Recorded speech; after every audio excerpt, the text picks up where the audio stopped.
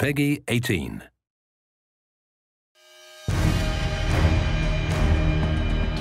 The thing that I'm most excited about in Homefront is this unique core fantasy. The idea that, we're exploring the civilian side and the human side. The main gameplay goal behind the single-player portion of our game was to put the player in the shoes of a resistance soldier fighting for his country. Everything that we did comes out of that.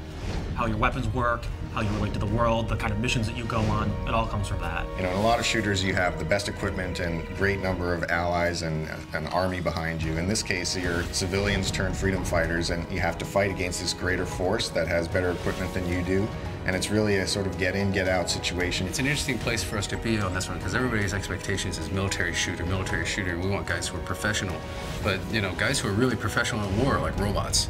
And for us, they're not professional military people. They're resistance fighters. They're all civilians. When it comes down to realizing this world, this fallen America, this occupied America in the game, we really wanted to establish some key moments or key shots where you come out of an opening and you see this big, huge, expansive environment revealed before you.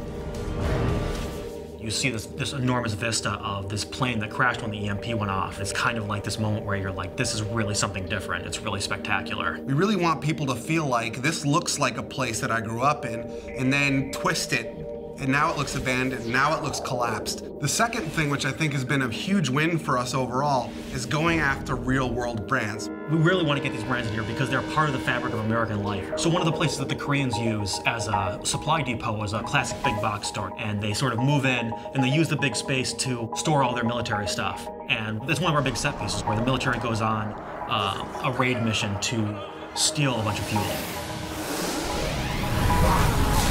Consequence of violence is something that we're focusing on in the game. War is not a pretty thing, and there's not always lots of positive events that come out of it. It's actually very dark and tragic, and we want to show that element in Homefront, which you don't really get in a lot of shooters.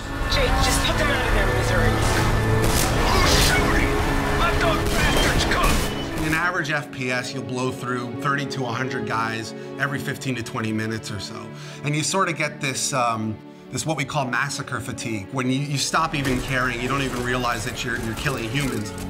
But what we're trying to do is really attach emotion to that it actually, there are consequences to violence. Please form a single file line and have your papers ready for inspection. How am I supposed to make the player feel or care about the fact that they're killing when that's the whole goal of the game? But that's really the fundamental crux of what we're trying to achieve. Your character in the game, his name is Robert Jacobs. He's a former pilot. He's recruited by the Resistance because they need a helicopter pilot. So Boone is a former police officer. He's the leader of the current Resistance cell and sort of the father figure of the whole unit. He's less about killing the Koreans and more about what can I do to free my people. Connor is really the key combat figure of the group. He's a little on the wild side. He's not conventional, but he's really a valuable man to have in a fight. And Rihanna is born and raised in upstate New York. She was kind of the hunter in the wilderness, and she just felt the call to join the Resistance and do whatever she could about it. The final character is Hopper, and what makes him really interesting is he's a Korean American, and he has scars on his face from race riots that happened in the early parts of the war. The supporting cast is kind of interesting because you run across all these civilians who have totally different approaches. Some will work with you, some will support you, others might betray you or sell you out, and we create all these kind of neat moments around all these supporting characters. You're a guy who is caught up in this crazy scenario, fighting alongside other people who have no real training. So, you make mistakes. People get shot, people get hurt, people die alongside you. Fighting as a civilian with civilian and in an occupied America, that's really the core of what Homefront's all about, and that's really what we're set to deliver on.